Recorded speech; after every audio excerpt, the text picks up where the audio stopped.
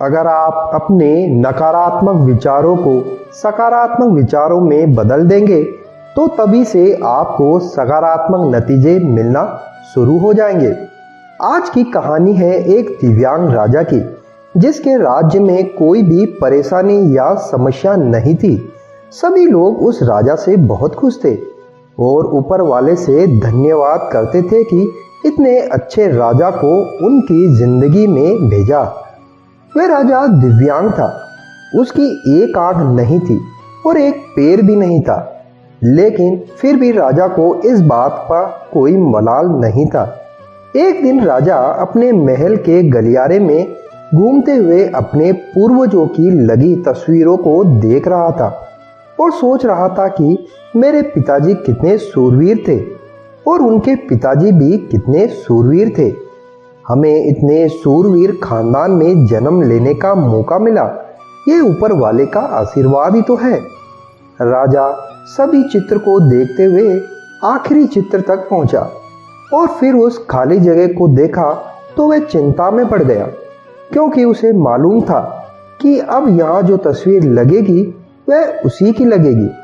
लेकिन राजा को इस बात की चिंता नहीं थी कि वह मर जाएगा। चिंता तो इस बात की थी वहां जो तस्वीर लगेगी वो कैसी लगेगी।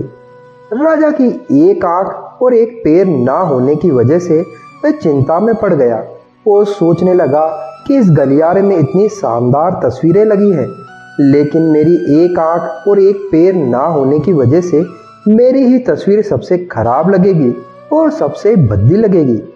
राजा ने सोचा कि मेरे मरने के बाद पता नहीं कैसी तस्वीर बनेगी, और क्यों ना मैं अपने जीते जी ही एक शानदार तस्वीर बनवाऊं, ताकि मुझे ये सुकून मिल जाए कि मेरी यहाँ अच्छी तस्वीर लगी है।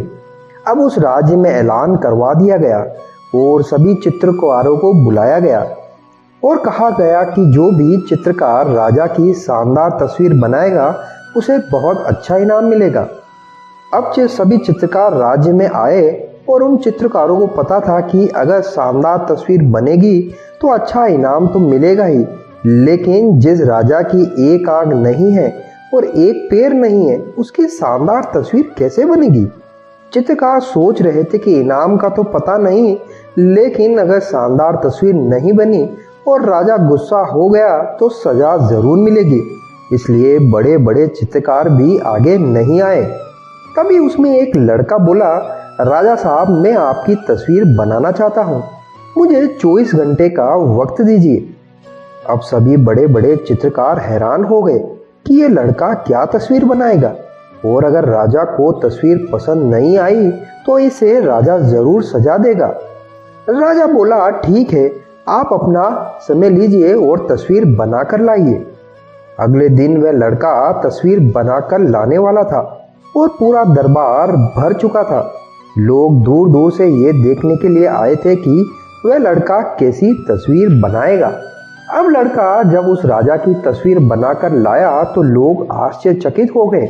सब लोग जोर जोर से तालियां बजाने लगे, सीटी बजाने लगे, और जब राजा ने उस तस्वीर को देखा तो वह बहुत खुश हो गया और बोला कि वाह, इससे अच्छी तस्वीर तो इस पूरे गलियारे में ही नहीं है। राजा ने उस लड़के को बहुत सारा इनाम दिया।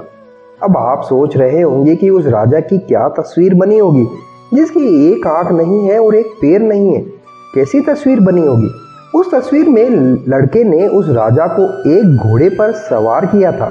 एक साइड से उस राजा का एक पैर दिख रहा था और राजा तीरंदाजी करते हुए निशाना लगा रहा था, और निशाना लगाते वक्त एक आंख बंद हो जाती है, और उस लड़के ने उस राजा की वही आंख बंद की थी जो राजा के पास नहीं थी।